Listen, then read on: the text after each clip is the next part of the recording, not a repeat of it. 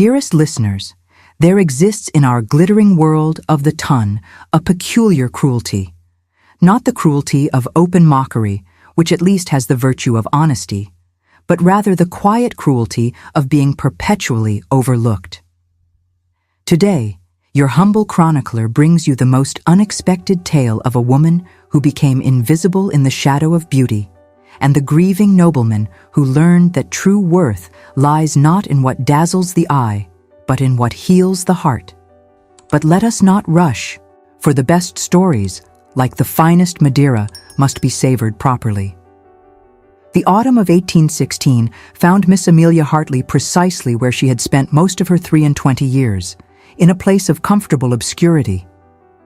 The second daughter of the late Reverend Hartley, she had long since accepted her position in the family's constellation.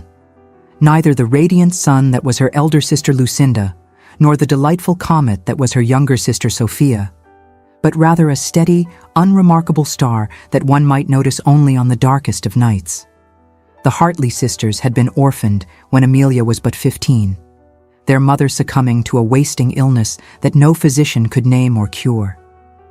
It was during those terrible months of watching her mother fade, of witnessing the helplessness of learned doctors with their bleeding and purging, that Amelia had discovered her true calling. An elderly woman from the village, dismissed by the family as a superstitious crone, had brought tisanes of willow bark and feverfew that eased her mother's pain when nothing else would. Though Mrs. Hartley had not survived, Amelia had learned something invaluable, that nature held remedies the medical profession had forgotten or never knew. In the 8 years since, whilst Lucinda perfected the art of captivating drawing rooms and Sophia mastered the pianoforte, Amelia had devoted herself to the study of medicinal herbs. She maintained an elaborate garden at the back of their modest property in Hampshire, cultivating not roses and tulips, but rather comfrey and chamomile, lavender and lemon balm. Her small still room was filled with carefully labeled bottles and dried bundles hanging from the rafters, and the local villagers had learned to seek her out for remedies that actually worked, unlike the expensive and often harmful concoctions prescribed by the traveling physicians. Their guardian uncle, Mr. Theodore Hartley, viewed Amelia's pursuits with benevolent bewilderment. A prosperous merchant who had inherited the care of his brother's daughters, he was generous with pin money and patient with eccentricities, but he understood little of Amelia's work beyond that it kept her contentedly occupied. His primary concern was seeing all 3 girls respectably established, and in this regard, Lucinda's extraordinary beauty was his greatest asset. The invitation to the Lancaster house party had arrived in September, and it was understood by all parties that it represented Lucinda's best opportunity yet. Lady Lancaster, a distant connection on their late mother's side, was renowned for her magnificent autumn gatherings at Willowmere Park in Gloucestershire. The guest list invariably included the most eligible gentlemen of the ton, and this year promised to be particularly splendid, with several titled bachelors confirmed to attend. Amelia had little expectation of the fortnight beyond the opportunity to explore Willowmere's famous gardens and perhaps discover new varieties of herbs in the countryside. She packed her plainest gowns, her notebook of herbal observations, and a small basket of remedies, for one never knew when someone might have need of a headache powder or a sleeping draught. The journey from Hampshire took 2 full days, and by the time their carriage rattled up the long drive to Willowmere Park, Lucinda was in a state of perfect presentation, whilst Amelia was trying to remove grass stains from her hem, having stopped to identify what she suspected was wild valerian growing by the roadside. Willowmere Park was everything the guidebooks promised, a magnificent Palladian mansion set amidst 300 acres of parkland, with formal gardens that would have made Capability Brown weep with envy. The house party consisted of some 30 guests, and Lady Lancaster, a woman of considerable social acumen, had arranged the company to maximize romantic possibilities whilst maintaining absolute propriety. Among the gentlemen present was Edward Chambers, Viscount Denmore, a man whose attendance had caused considerable flutter amongst the matchmaking mammas. At 30 years of age, he possessed not only a viscountcy and a considerable fortune, but also the tragic romance of widowhood.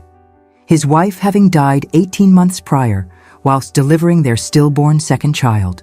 He had a daughter, Lady Charlotte, aged 5, who remained in London under the care of her grandmother whilst her father attempted this tentative return to society. Amelia first glimpsed the Viscount on the evening of their arrival during the informal gathering in the great drawing room. He stood near the marble fireplace, a glass of claret in his hand, listening with polite attention to something Mr. Pemberton Shaw was explaining with great animation. The Viscount was tall, with the sort of lean build that suggested athleticism rather than indolence, and his dark hair was touched with gray at the temples, grief's premature mark. His face held a quality of stillness, as though he were perpetually listening for something just beyond hearing. But it was his eyes that arrested Amelia's attention during that brief moment before her view was obscured by other guests.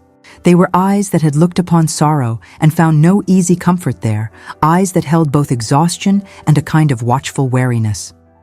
She recognized that look, for she had seen it in her own mirror during the months after her mother's death. The observation lasted mere seconds before Lucinda swept into the room like a warm breeze made visible, and every head turned to mark her entrance. Dressed in a gown of palest blue that made her golden hair seem to glow in the candlelight, Lucinda possessed that rare quality of making beauty seem effortless. Amelia watched, as she always did, with a mixture of pride and resignation as her sister became the center of attention, the sun around which the social planets orbited. Amelia herself wore a sensible gown of gray-green muslin that neither flattered nor offended, and she took her customary position near the wall, where she could observe without being observed. It was a position she had perfected over the years, this art of social invisibility. Not hiding precisely, but simply being so thoroughly unremarkable that the eyes slid past her in search of something more interesting to rest upon. The first days at Willowmere followed the immutable rhythm of high society, mornings of hunting for the gentlemen and sedate walks for the ladies, afternoons of cards and musical performances, evenings of elaborate dinners and dancing. Amidst this predictable whirl, Lucinda shone brilliantly, capturing the Viscount Denmore's attention at balls and dinners, dancing with him twice, walking with him in the gardens, making him smile that rare, precious smile that set tongues wagging with delicious speculation. Meanwhile, Amelia, true to her nature, sought refuge in Willowmere's extensive grounds, far more interested in the estate's medicinal flora than in its fauna of eligible bachelors. She filled her pockets with specimens, made detailed notes in her journal, and felt perfectly content with the likelihood of spinsterhood. There were worse fates than remaining unmarried. As a spinster aunt, she could continue her botanical work, perhaps even establish herself as a proper healer with independence and the nieces and nephews her sisters would provide. On the fourth evening, during a musical performance in the music room, Amelia sat in the back row with her small notebook, ostensibly to record her thoughts on the amateur opera being performed, but actually to sketch out the layout for a new section of medicinal garden she was planning. She was so absorbed in calculating the optimal placement for different sun exposure requirements that she failed to notice when the performance ended and the company began to disperse for refreshments. "You appear more interested in your notebook than in Mozart, Miss Hartley." Amelia started, her pencil leaving an unfortunate line across her careful sketch. She looked up to find the Viscount Denmore standing beside her chair, a slight smile playing at the corners of his mouth, the first genuine smile she had seen him wear.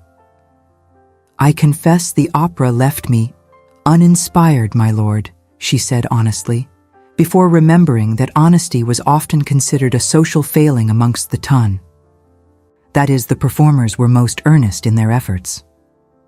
"The performers were atrocious," he said, with surprising frankness.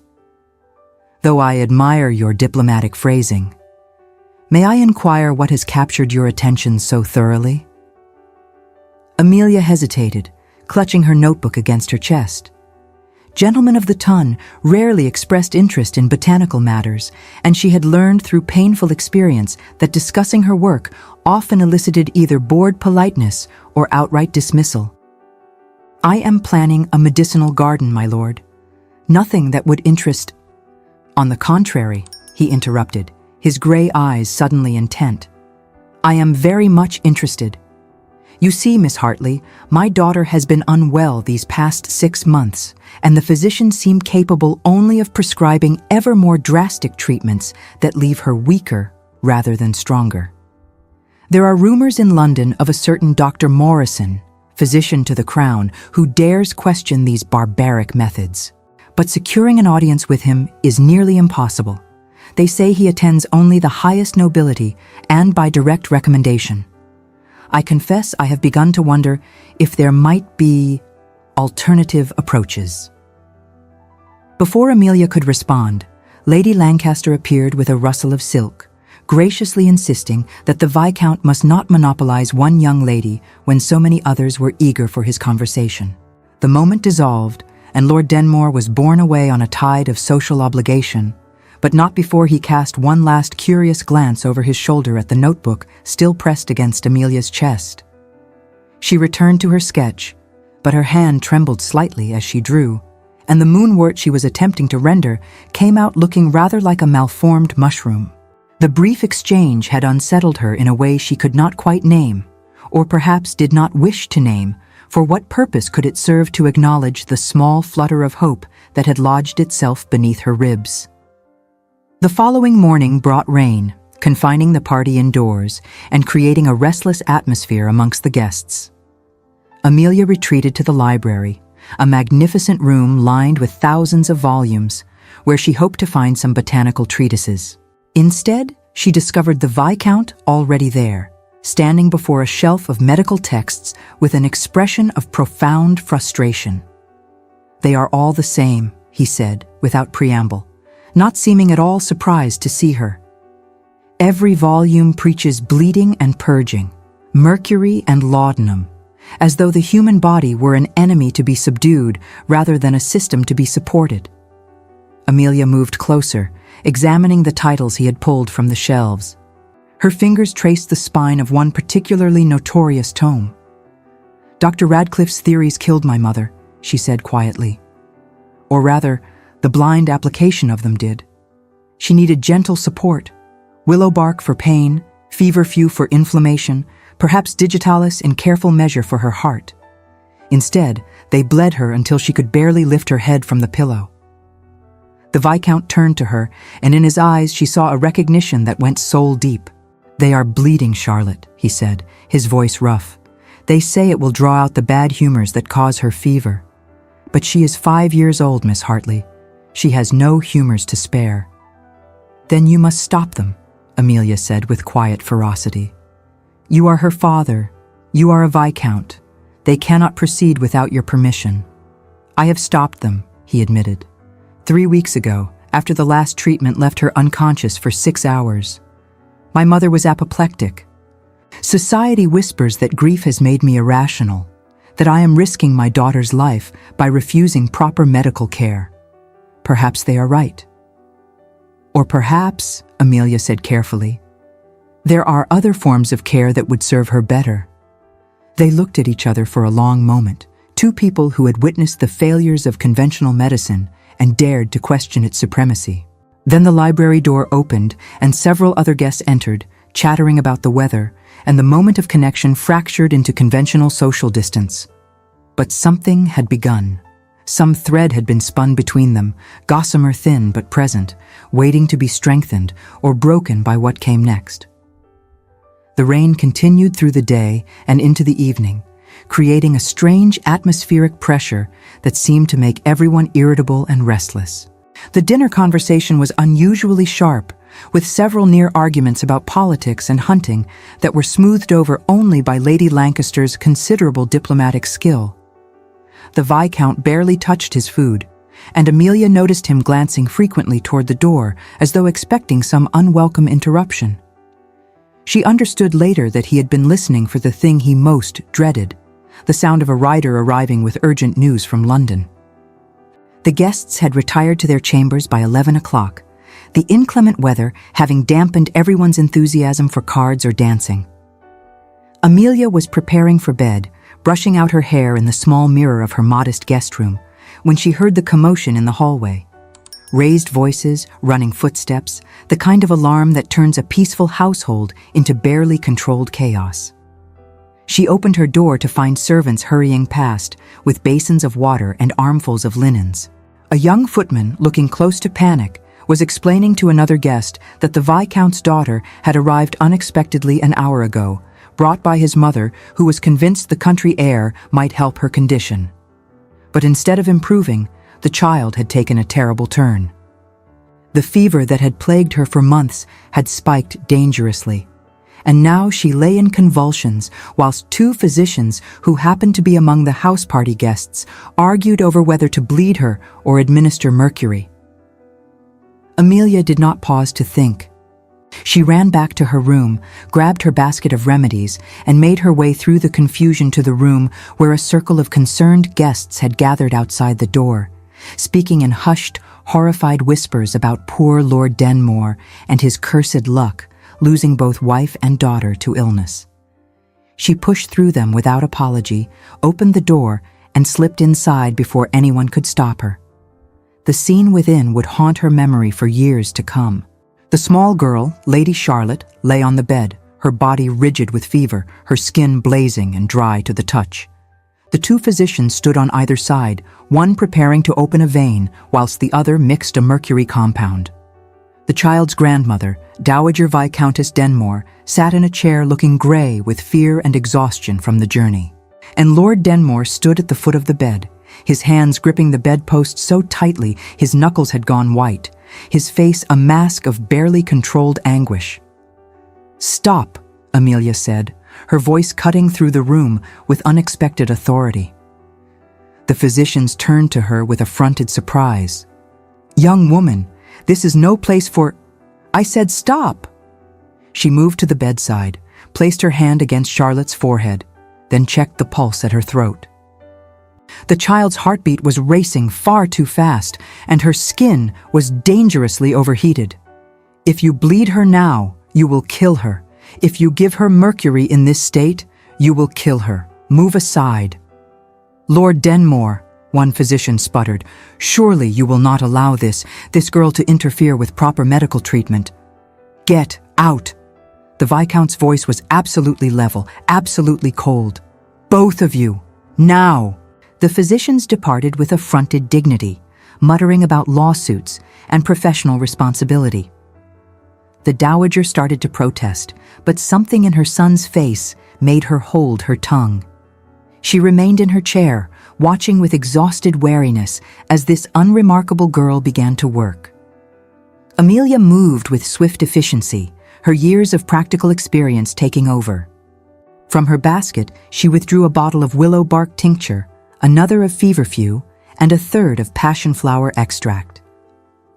She mixed them in precise proportions with water from the basin, tested the temperature on her own wrist, then gently lifted Charlotte's head and coaxed the liquid between the child's lips, a few drops at a time. "What are you giving her?" The dowager's voice was sharp with fear. "Willow bark to reduce the fever, feverfew to calm the inflammation, passion flower to ease the convulsions," Amelia explained, her voice steady despite her own anxiety. "They are gentle remedies, my lady. They will not cure her, but they will support her body's own attempt to heal itself." She sent a servant for cool water, not ice cold, which could send the body into shock, but tepid, and cloths. For the next hour, she worked steadily, sponging Charlotte's burning skin, administering small doses of the tincture at regular intervals, speaking quietly to the child even though she seemed unconscious, telling her stories about gardens and flowers and the way spring always follows winter. Lord Denmore never left the bedside. He watched Amelia's every movement with an intensity that would have made her self-conscious under other circumstances, but she was too focused on her small patient to pay it much mind. Occasionally, she gave him tasks. Hold the child thus, support her head so, press this cool cloth to her pulse points, and he obeyed without question, his large hands surprisingly gentle. Somewhere past 2 a.m, Charlotte's fever broke.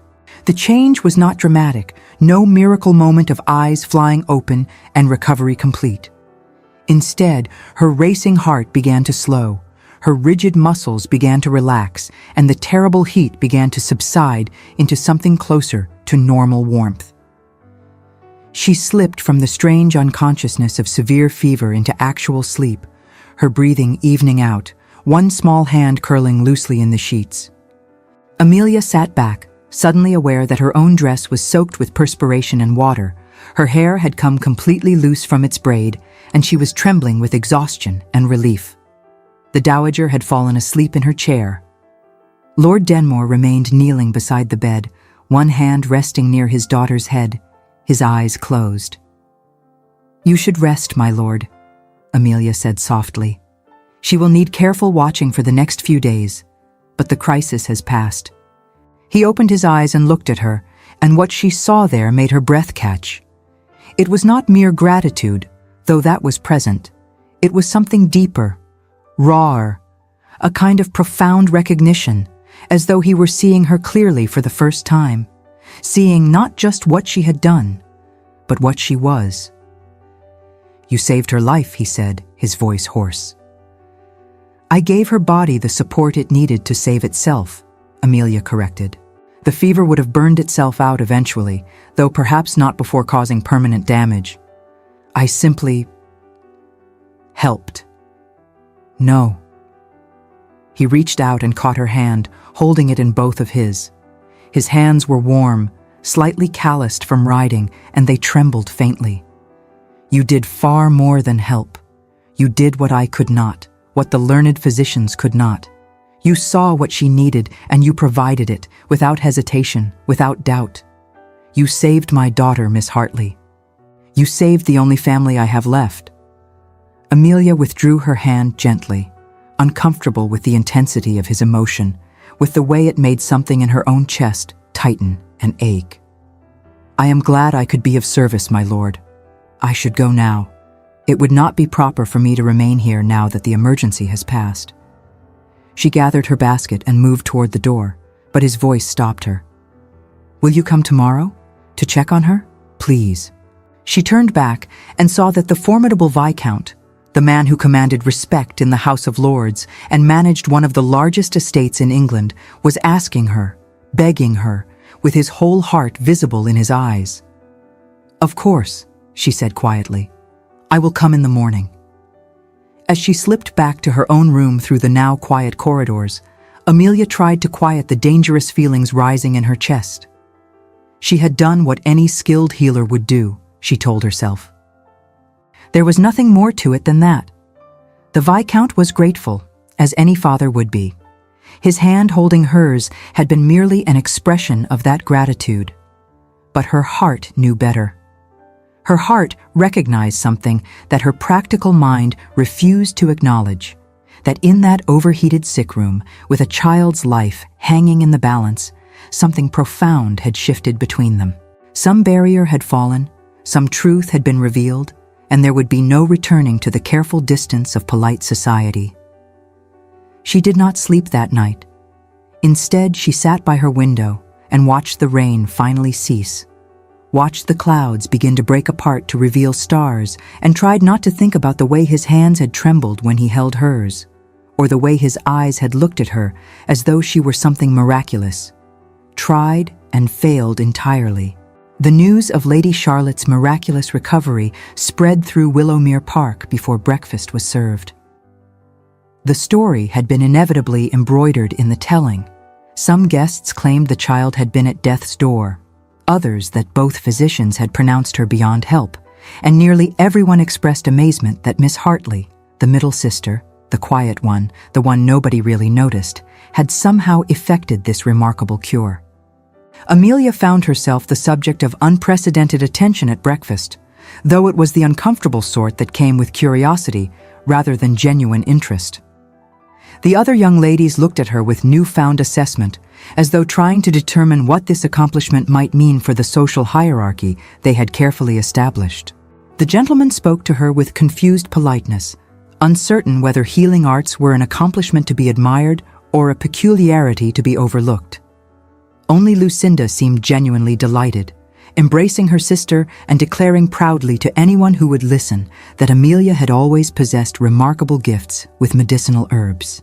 But even Lucinda's enthusiasm carried a certain patronizing quality, as though Amelia's achievement were charming, but ultimately not quite in the same sphere as beauty or musical talent. Lord Denmore did not appear at breakfast. According to Lady Lancaster, he was remaining with his daughter, who, though much improved, still required rest and observation. Amelia felt a curious mix of relief and disappointment at his absence. Relief because she did not know how to face him in the bright light of day and polite society. Disappointment for reasons she refused to examine too closely. She kept her promise and visited Charlotte's sick room mid-morning. The Dowager Viscountess admitted her with stiff courtesy, though her eyes held a complex mixture of gratitude and something that looked almost like resentment. Charlotte was awake, propped up on pillows, still pale, but miraculously free of fever. She was a delicate child with her father's gray eyes and fine dark hair, and she watched Amelia's approach with solemn curiosity.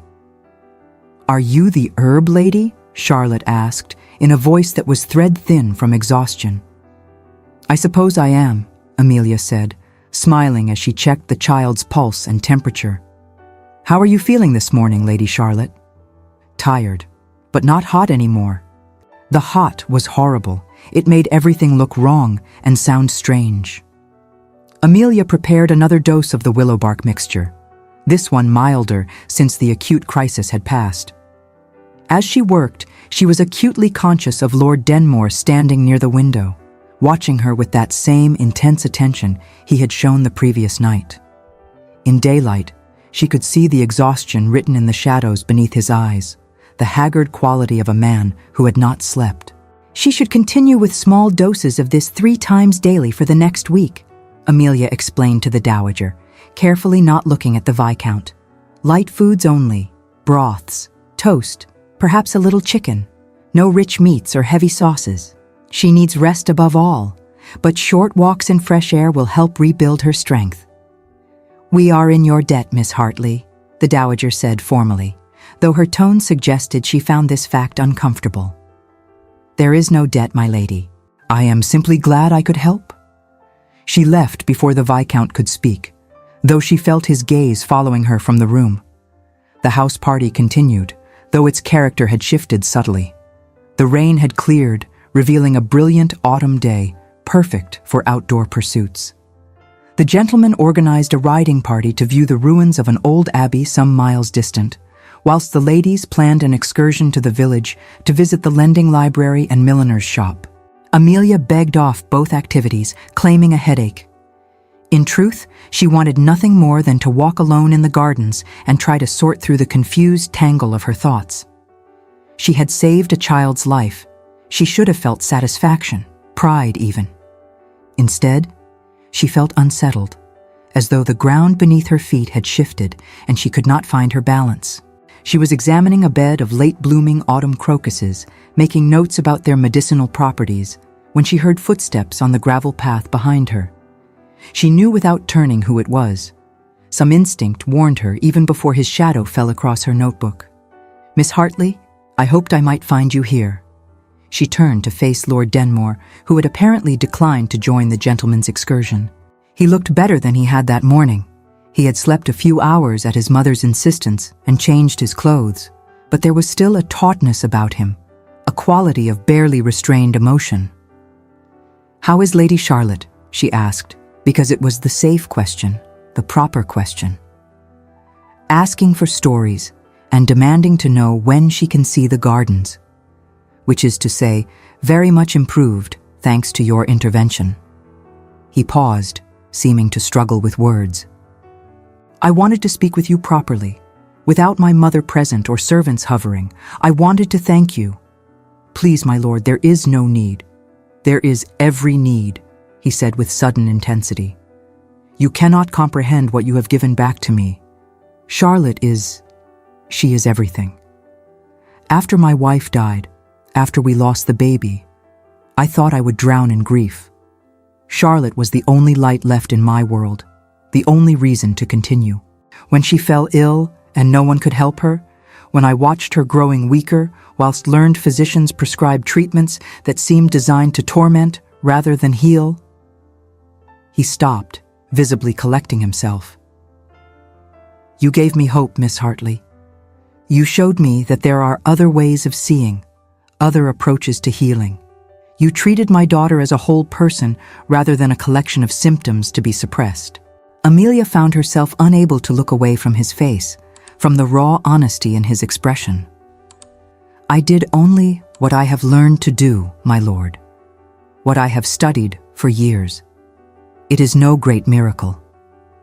"It is to me," he said simply. They stood in the autumn garden, surrounded by the gentle rustling of falling leaves, and something passed between them, some current of understanding and connection that went beyond words. Amelia felt it in her bones, in her heart, in the suddenly unsteady rhythm of her breathing.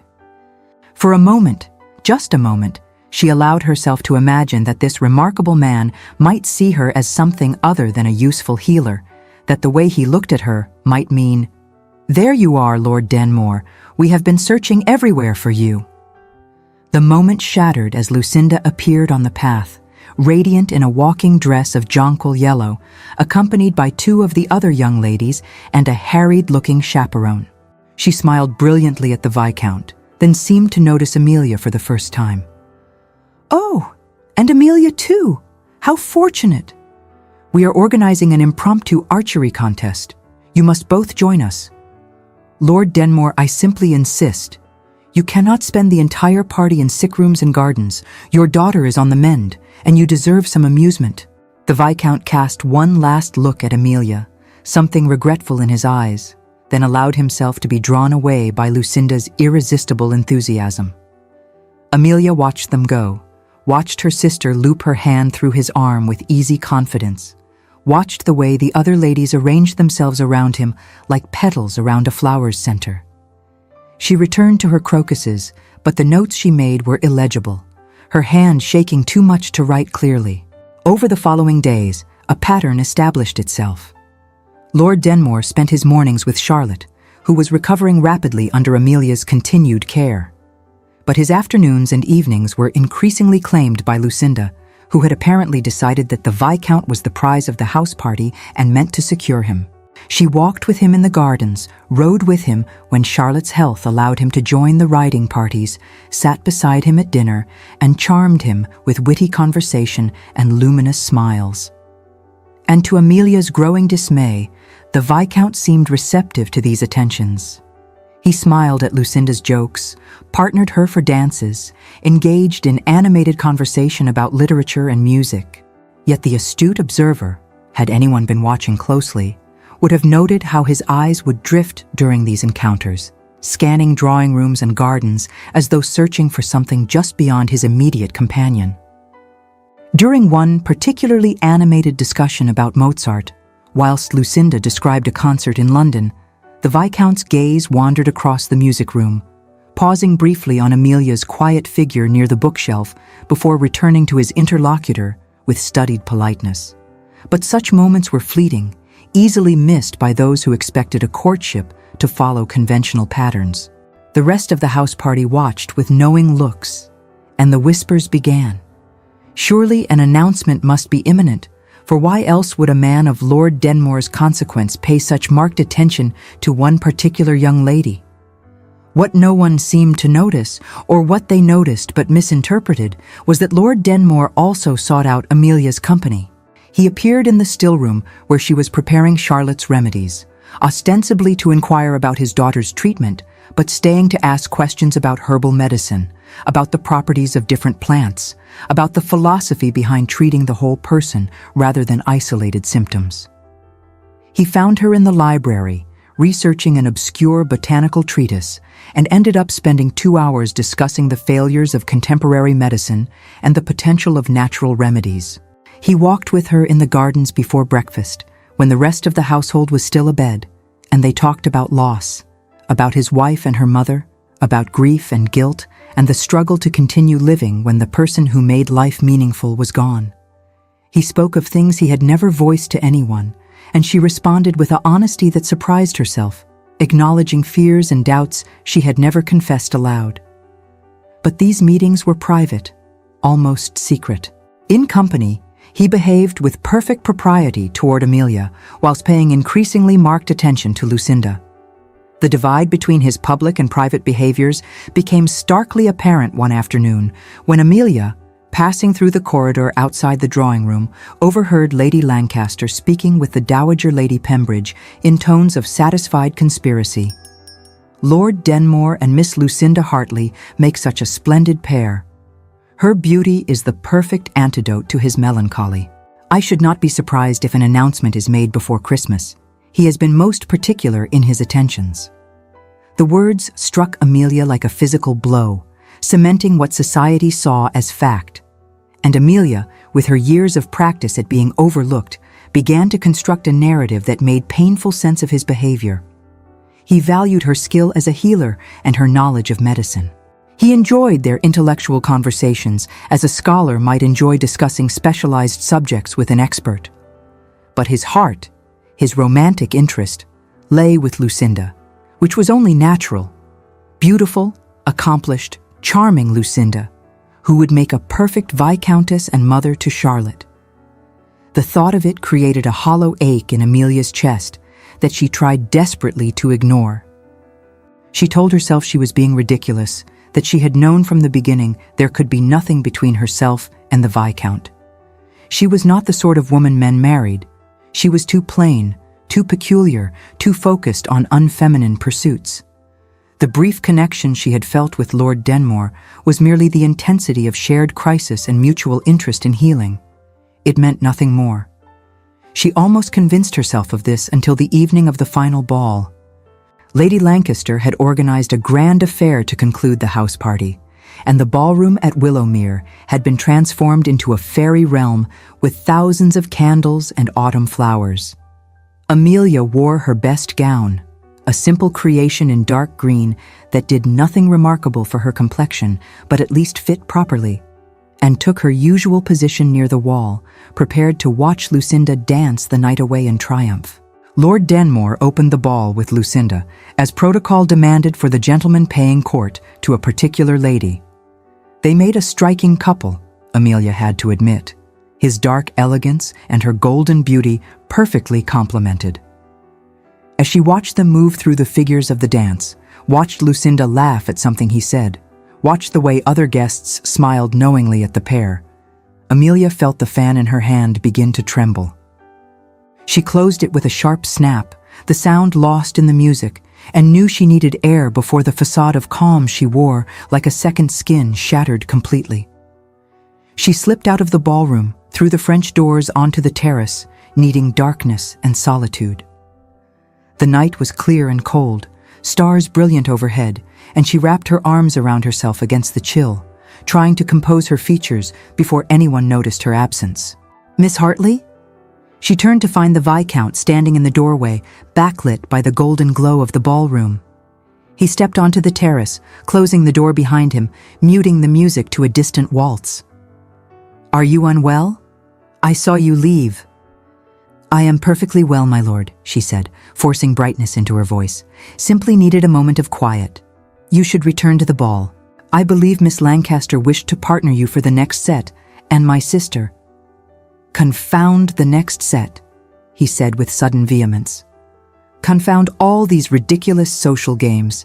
Miss Hartley, Amelia, these past days talking with you, learning from you, I have begun to hope." He took a step closer, and Amelia's heart began to race with something that felt dangerously like hope. In the starlight, his face was all plains and shadows, his eyes dark and intent. "I know this is hardly the time or place, but I find I cannot wait any longer. These weeks at Willowmere have shown me something I did not expect to find." "Happiness," Amelia interrupted, her voice strangled. "Of course you have found happiness, my lord. My sister is everything wonderful. She will make you an excellent wife and a kind mother to Charlotte. I know you must be eager to secure the arrangement before we all depart tomorrow. I hope you will allow me to be among the first to congratulate you both." Lord Denmore stared at her as though she had begun speaking in Sanskrit. "Your sister? Miss Hartley, I believe there has been a profound misunderstanding." "There is no misunderstanding, my lord," Amelia said, feeling tears threaten and absolutely refusing to allow them to fall. I have eyes. I have watched you court Lucinda these past 10 days. Every walk in the gardens, every dance, every charming conversation. The entire household speaks of nothing else. I think it is wonderful. Truly, I do. Lucinda deserves every happiness, and you deserve a fresh start with someone who can bring light back into your life. You think I have been courting your sister, he said slowly, as though testing each word. You believe that my attentions have been directed toward Miss Lucinda Hartley. Everyone believes it, my lord. And why should they not? She is beautiful, accomplished, everything a viscount could want in a wife. I hope you will both be very happy. The words tasted like ashes in her mouth, but she forced them out. When you make your formal offer tomorrow, I shall be honored to stand as witness to her joy. And I shall be equally honored to continue serving as Charlotte's healer, if you wish it. I would never let our friendship interfere with her care. She could not read his expression in the darkness, could not interpret the quality of his silence. After a moment, he bowed stiffly. I see I have been laboring under a considerable misapprehension. I apologize for disturbing your evening, Miss Hartley. I shall leave you to your contemplations. He returned to the ballroom, and Amelia sank down onto the cold stone bench, pressing her hands against her face. She had done the right thing, the practical thing. She had saved them both from an embarrassing scene. She had preserved her dignity and his, had prevented him from saying something in the heat of emotion that he might regret in the morning's clearer light. So why did doing the right thing feel so devastatingly, irretrievably wrong?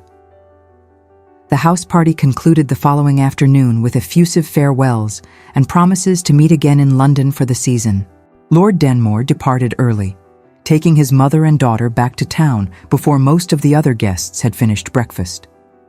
He left a brief, formal note thanking Lady Lancaster for her hospitality and expressing his gratitude to Miss Amelia Hartley for her excellent care of his daughter, along with a generous sum to cover the cost of the remedies she had provided. The note was everything proper and nothing personal. Amelia folded it carefully and placed it in her journal, where it lay like a pressed flower, beautiful and dead.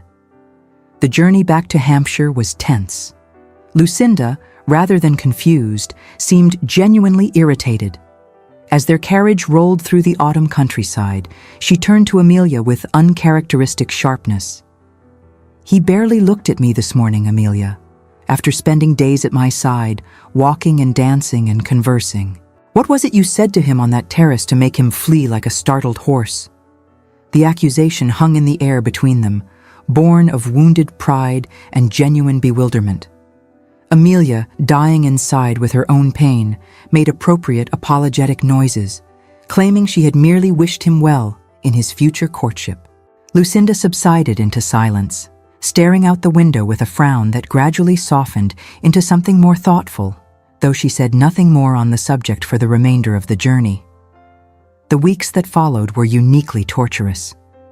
Autumn deepened into early winter, and Amelia threw herself into her work with desperate intensity. She expanded her stillroom, experimented with new tinctures, worked in the garden until her hands were numb with cold. Anything to avoid thinking about gray eyes and trembling hands and conversations in misty gardens. But escape proved impossible. Letters arrived from London with disturbing regularity, bearing news of Lord Denmore's activities in society. He had taken a house for the season. He was seen at various social functions. His mother, the Dowager Viscountess, had been heard expressing satisfaction that her son was finally emerging from mourning and considering matrimony again. But he did not call upon the Hartley household. He did not write to Lucinda or request permission to court her. He seemed to have vanished from their lives as completely as though the weeks at Willowmere had never happened. Amelia told herself she was glad. She had done what was necessary, had recognized reality, and acted accordingly. If there was a hollow place in her chest where hope had briefly bloomed, well, she had decades of practice at ignoring such things. Christmas came and went in quiet celebration. Uncle Theodore gave them each a generous gift of pin money and expressed satisfaction at how well the house party had gone, even if it had not yet resulted in any formal offers. "There was always the spring season," he said cheerfully. Plenty of time for Lucinda to secure a good match. Lucinda herself seemed less certain. She had received several offers from gentlemen of respectable fortune, but she had gently declined them all, claiming she did not feel quite ready. When pressed, she admitted to Amelia in a private moment that she kept thinking of Lord Denmore, of how he had looked at Amelia in the sick room that night, of how he had sought her sister's company despite Lucinda's best efforts to capture his attention. "I think," Lucinda said slowly, with more perception than she usually showed, "that I may have been pursuing a gentleman whose heart was already engaged elsewhere. I think we both were pursuing him, in our different ways, and neither of us understood what the other was doing." Amelia denied it, of course, vehemently and at length, until Lucinda dropped the subject with a skeptical look that suggested she was not fooled but was too kind to press the point. January arrived with frost and fog, and with it came devastating news. Sophia's daughter, little Catherine, had fallen ill with the same kind of fever that had nearly claimed Lady Charlotte. Sophia and her husband lived in a small manor in Kent, some 50 miles distant, and the letter that arrived begged Amelia to come at once. The local physician had bled the child twice, and she was growing weaker rather than stronger. Sophia was beside herself with terror, remembering too well how their mother had died despite, or perhaps because of, similar treatments. Amelia left within the hour, taking her entire store of remedies and pausing only to send word to Uncle Theodore of where she had gone. The journey seemed interminable, her anxiety growing with every mile. She arrived at Sophia's home to find her sister red-eyed with weeping, her husband gray with worry, and little Catherine burning with fever in a bed too large for her small form. The physician was preparing another bleeding when Amelia arrived. She stopped him with the same cold authority she had used at Willowmere, and this time she had Sophia's desperate support. The physician departed in high dudgeon, pronouncing the entire family mad and washing his hands of whatever tragic outcome might follow. Amelia set to work, fighting exhaustion and terror in equal measure. As she prepared the tincture, her hands trembled, not merely from fatigue, but from an old, familiar fear. She saw in Catherine's fevered features the ghost of her mother's face, felt the same helplessness of inadequate medicine hanging in the air like a curse. This time, she could not fail. This time, her knowledge had to be enough. She drew on every scrap of knowledge and experience she possessed, singing soft songs to the delirious child, whilst internally cataloging symptoms, adjusting dosages, searching desperately for what she might be missing. Night fell, the fever held. Catherine's breathing grew labored, and Amelia felt panic rising in her throat. She was missing something, overlooking some crucial element. The child needed more than herbs and cool water. She needed something Amelia did not have, some medical knowledge beyond her reach. She was measuring out another dose of feverfew with shaking hands when she heard a commotion downstairs. Voices, footsteps, someone demanding to be brought to the sick room at once. Before she could make sense of it, the door opened and Lord Denmore strode in, followed by his mother, and behind them, a distinguished-looking gentleman carrying a physician's bag. Amelia stared at them in shock and confusion, her exhausted mind unable to process their presence. The Viscount looked at her, at the child, at the desperate tableau before him, and his expression softened with understanding and something fiercer, determination. "Dr. Morrison," he said to the gentleman behind him, "this is Miss Amelia Hartley, the healer I told you about. Miss Hartley, this is Dr. Edmund Morrison, personal physician to the royal family and the most progressive medical mind in England. I took the liberty of bringing him." The doctor moved to the bedside with the confident ease of a man who had treated thousands of patients.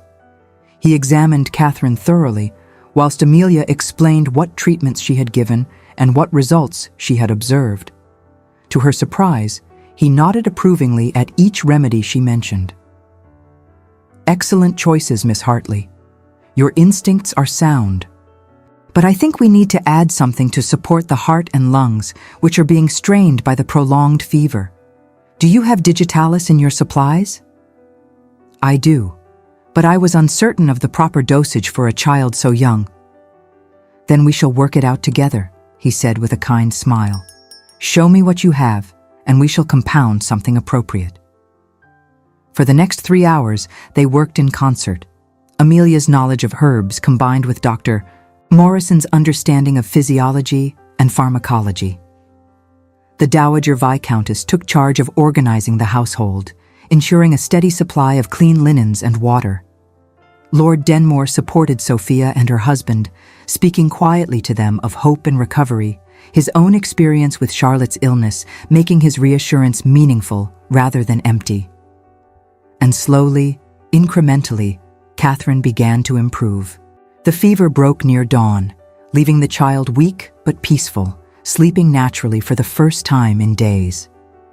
Amelia, gray with exhaustion, sat back and closed her eyes, feeling tears slip down her cheeks, tears of relief and release and complete emotional overload. She felt a hand on her shoulder and opened her eyes to find Lord Denmore kneeling beside her chair. His face was close to hers, close enough that she could see the gold flecks in his gray eyes, the fine lines that grief and worry had carved around his mouth. "How did you know?" she whispered. "How did you know to come?" "Lucinda sent word to my London house," he said quietly. "She said her nephew was gravely ill and that you had gone to treat him, and she thought I should know. She said several other things as well, things that suggested she understood more about the situation than we had given her credit for." "I do not understand," Amelia said, too tired to maintain any pretense. "I think you do," he replied gently. "Or you would, if you were not so convinced of your own invisibility. But perhaps this is not the time for such conversations. You need rest, and there are others who need reassurance. We can speak later when you have slept." But Amelia caught his hand as he started to rise, her exhaustion making her bold. "You brought a royal physician to treat my nephew. You traveled 50 miles in January because my sister sent word that I needed help. Why?"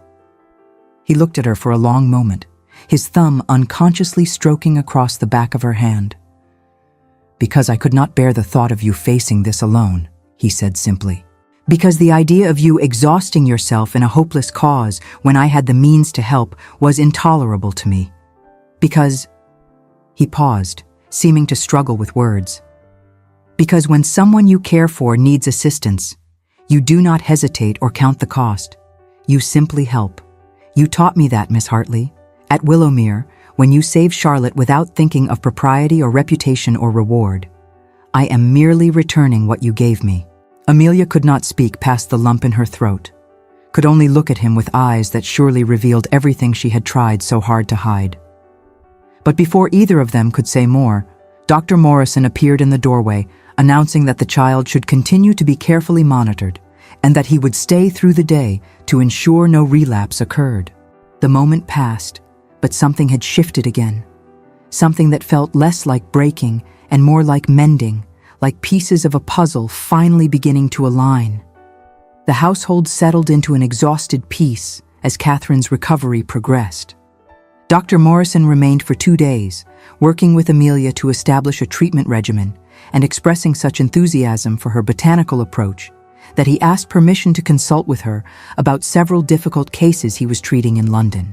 The Dowager Viscountess also remained, ostensibly to ensure her granddaughter's friend received the same level of care Charlotte had received, though Amelia suspected she was observing her son's behavior with keen maternal interest. Lord Denmore showed no signs of departing. He took rooms at the local inn and appeared at the house each day, always with some reasonable excuse, to check on Catherine's progress, to deliver a book, Doctor. Morrison had mentioned, to discuss a letter he had received from Charlotte, describing her delight at being allowed to help in the kitchen garden he was having installed at his estate. But his real purpose became clear in the quiet moments he engineered to be alone with Amelia. As she worked in Sophia's still room, preparing remedies under Dr. Morrison's interested supervision, Lord Denmore would appear in the doorway with tea or with a question about herbs. When she took brief walks in the winter garden to clear her head, he somehow materialized at her side, speaking of inconsequential things, until the conversation deepened into the kind of honest discourse they had shared at Willowmere. 3 days after Catherine's fever broke, as Amelia was gathering her supplies to prepare for the return journey to Hampshire, Lord Denmore requested a private audience with her in Sophia's drawing room. Her sister and brother-in-law made themselves scarce with knowing looks that made Amelia's pulse race with anxiety, and something dangerously close to hope. He stood by the window, his back to her as she entered, his posture unusually tense. When he turned, his face held an expression she had never seen before, determination mixed with vulnerability, resolve shadowed by fear. "Miss Hartley, Amelia, we must speak plainly," he began without preamble. "There has been too much misunderstanding between us, too many assumptions made and words left unspoken. I will not allow the pattern to continue." Amelia's hands twisted in her skirts, her heart hammering. "My lord, if this is about payment for the remedies or Dr. Morrison's services, I assure you—" "It is not about payment," he said, moving closer. "It is about the fact that I have been a coward and a fool, and that my cowardice has caused you unnecessary pain. It is about the fact that at Willowmere, on the terrace, you interrupted me before I could speak the truth. You assumed I wished to court your sister, when in reality—" He paused, seeming to gather courage. "When in reality, it is you I have been courting. It is you I have been trying, badly I now realize, to woo." Amelia stared at him, her mind refusing to process his words. "But you walked with Lucinda. You danced with her, sat beside her at dinner, paid her every attention." "I was being a damned fool," he said bluntly. "Your pardon for the language, but there is no other word for it. I thought, idiotically, that if I appeared to court your sister whilst having private conversations with you, I was somehow protecting your reputation. That society would think any attention I paid you was merely polite interest in my daughter's healer, whilst my true intentions remained properly directed toward the acknowledged beauty of the family. I thought I was being clever, giving us time to know each other without subjecting you to speculation and gossip." He laughed bitterly. "Instead, I convinced you that you were invisible to me, that whatever connection existed between us was merely intellectual appreciation. I am an idiot." "You are not an idiot," Amelia said faintly, her world tilting on its axis. "You are a viscount who could have anyone, who should want someone beautiful and accomplished, and—" "I want someone who sees the world differently than everyone else," he interrupted. "Someone who trusts in nature's wisdom rather than blindly following convention. Someone who saved my daughter's life with herbs and compassion when learned physicians were ready to bleed her to death. Someone who spent 3 days fighting to save her nephew without thought for her own exhaustion. Someone who makes me think and argue and question, who looks at me as though I were simply Edward rather than Lord Denmore." He took her hands in his, and this time she did not pull away. "I want someone who understands loss and has learned to live with it rather than being destroyed by it. Someone who has been overlooked her entire life but never let it diminish her worth or her work. Someone who, quite frankly, terrifies me because my feelings for her are so overwhelming that I have been clumsy and foolish in trying to express them." "I am not beautiful like Lucinda," Amelia whispered, the old fear rising. "You are beautiful to me," he said firmly. "Your beauty is in the concentration on your face when you work, in the gentleness of your hands when you treat the sick, in the fierce intelligence in your eyes when you speak of things you are passionate about. Your beauty is unconventional, yes, but it is real and deep and lasting. It is the kind of beauty that grows richer with knowing rather than fading with familiarity." Tears were spilling down Amelia's cheeks now, years of feeling invisible and unnecessary, cracking apart under the force of his words. But what would society say? A viscount marrying the peculiar middle sister, the one who spends her time with herbs rather than accomplishments? Society may say what it wishes, he replied. I have learned through bitter experience that society's opinions matter far less than the people we love. When my wife died and society prescribed a year of formal mourning, followed by a prudent remarriage to ensure Charlotte had a mother, they did not account for grief or guilt or the weight of continuing to live when someone you loved is gone. You understood those things. You never once told me how I should feel or when I should be over it. You simply saw me. That kind of understanding is worth more than 1,000 perfect curtsies or accomplished piano performances. He released one of her hands to reach into his coat pocket, withdrawing a folded paper. I had intended to wait until you had rested, until circumstances were more appropriate. But waiting has caused us nothing but trouble thus far. This is a contract with the most respected architectural firm in London. I have commissioned them to design and build a complete botanical research facility on my estate in Derbyshire. Greenhouses, a laboratory, a library, everything you would need to continue your work on a proper scale. I want you to have a place where you can study and experiment and develop treatments that could help not just individuals, but potentially change how medicine is practiced in this country. Amelia looked at the papers, at the detailed sketches of elegant glass structures and rooms lined with shelves, and something inside her broke open. You did this for me? I did this for us, he corrected. I am not so foolish as to think I can simply take you away from your work or ask you to abandon your calling for my sake. I want to be part of your work. I want Charlotte to grow up learning that women can be healers and scientists, that there are paths beyond drawing rooms and dance floors. He paused, his voice roughening. I want to build a life with you that honors both of us, that makes room for your gift while giving me the privilege of supporting it. Edward, she whispered, using his name for the first time. Amelia, he answered. Will you marry me?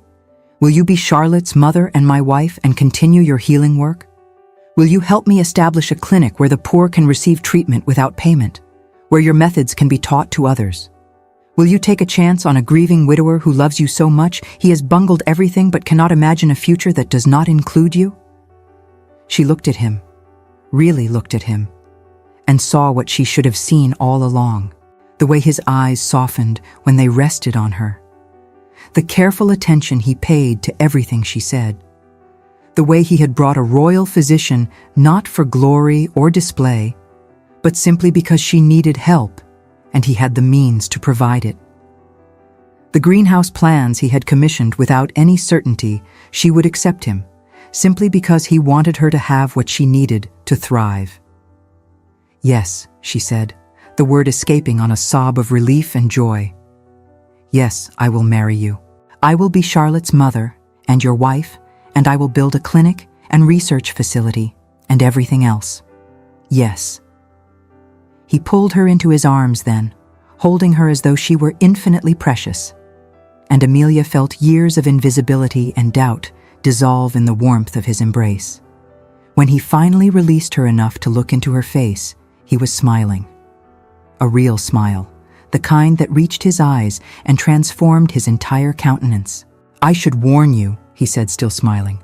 My mother has very definite opinions about wedding arrangements, and Charlotte has been planning your wedding in elaborate detail since the night you saved her life.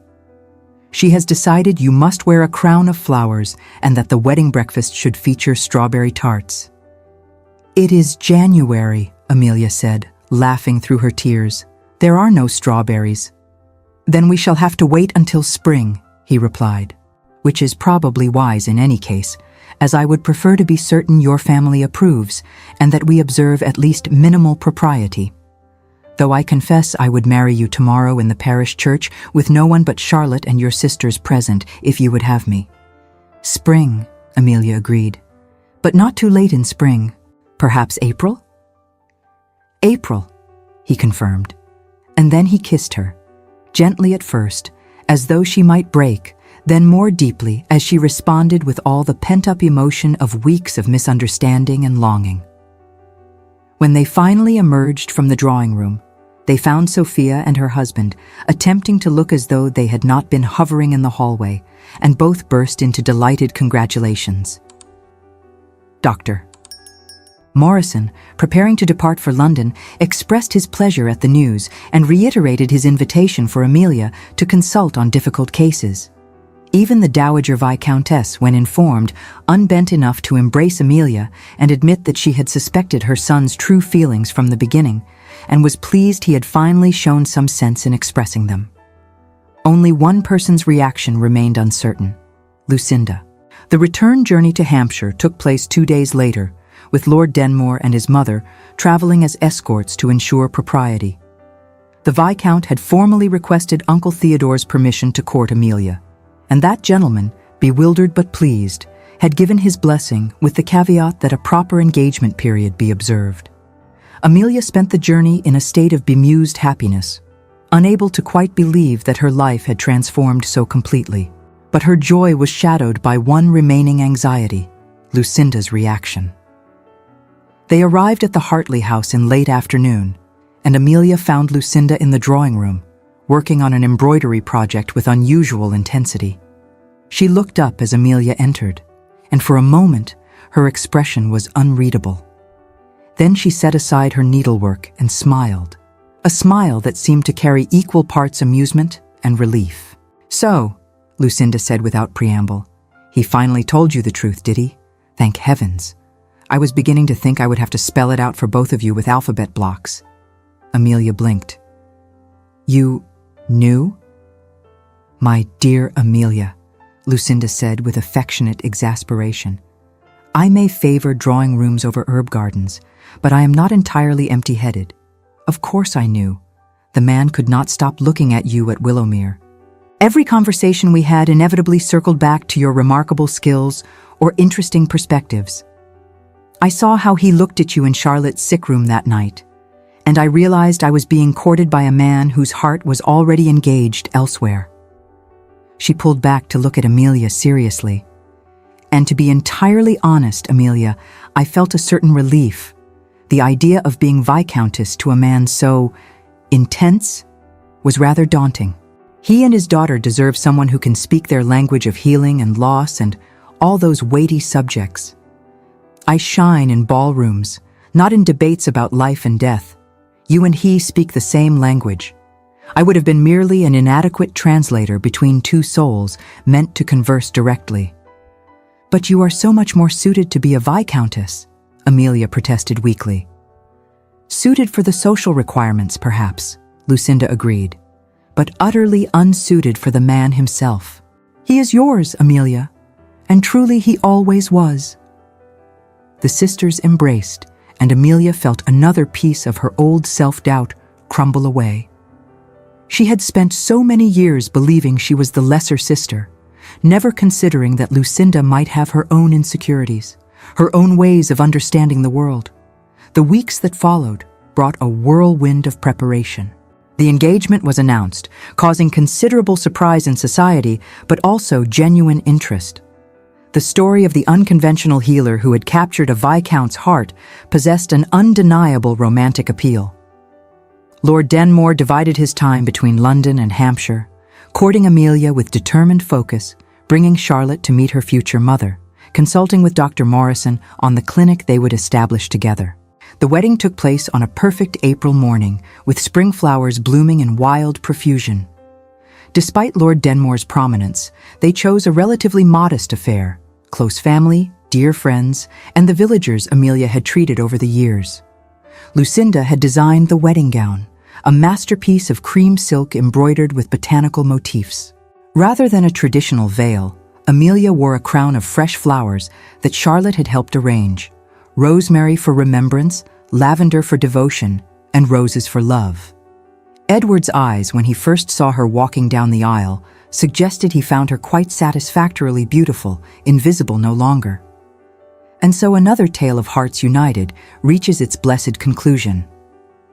Miss Amelia Hartley, the forgotten sister who spent her youth in the shadows of beauty and convention, became Lady Denmore, not merely a Viscountess by title, but a healer, a scientist, and a pioneer in her own right.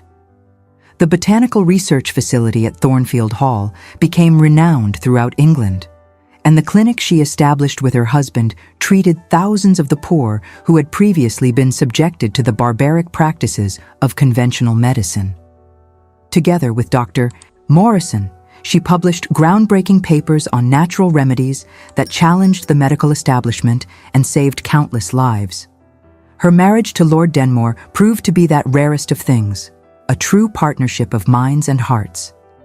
They raised Charlotte together, teaching her that a woman could be both a lady and a scholar, both gentle and strong. In time, the girl followed in her mother's footsteps, becoming one of the first female physicians to be recognized, however grudgingly, by the Royal Medical Society. Lucinda made her own excellent match to a baronet who appreciated her beauty and charm without requiring intellectual discourse, and proved to be a devoted aunt who delighted in spoiling her nieces and nephews. Sophia's children all grew strong and healthy under Amelia's watchful care, and no member of the Hartley family ever again suffered the inadequate medical treatment that had claimed their mother. But perhaps the greatest triumph was this. Amelia Hartley, who had spent 23 years believing herself invisible, learned that she had never been truly unseen. She had simply been waiting for the right eyes to find her. And once found, she bloomed with a brilliance that no amount of conventional beauty could match. Love, it seems, finds a way even through the strictest conventions of proper society, even when one person believes themselves invisible, and another believes themselves unworthy of a second chance.